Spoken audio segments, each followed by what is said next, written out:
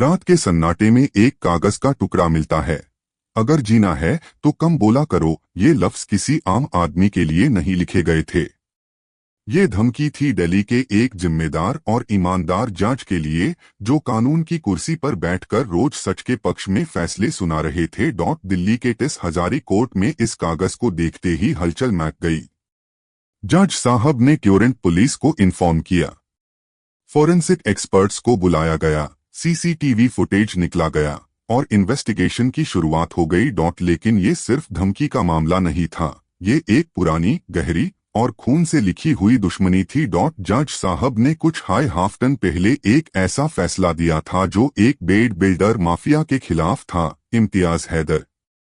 उस बिल्डर का दिल्ली से दुबई तक इन्फ्लुएंस था और उस फैसले के बाद जज को ये पहला सिग्नल मिला, मौत का पहला संदेश। पुलिस ने क्योरेंट एरिया के 37 सीसीटीवी कैमरा चेक किए। एक फुटेज में दिखा, एक आदमी बाउंड्री वॉल के पास कुछ छोड़ के भाग रहा है। उस स्पॉट से मिला एक और कागज, अगली बार कुछ और मिलेगा, वक्त का इंतजार करो।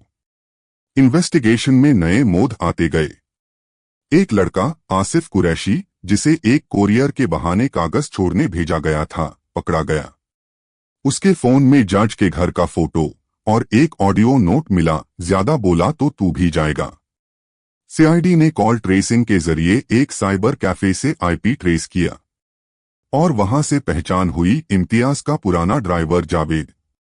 वही जावेद जो 2017 के एनकाउंटर में जिंदा बचा था और उस वक्त जज साहब एसीपी जावेद ने बदला लेने की कसम खाई थी। पुलिस ने जावेद को एनसीआर से अरेस्ट किया।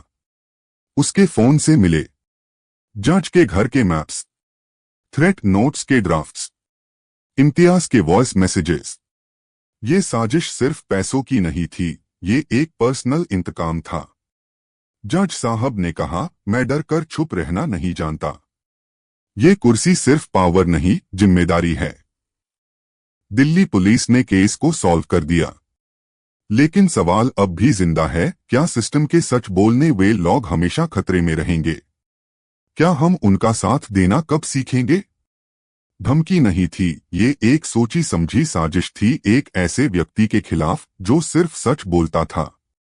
ऐसे सच का क्या अंजाम होता है, आपने देखा।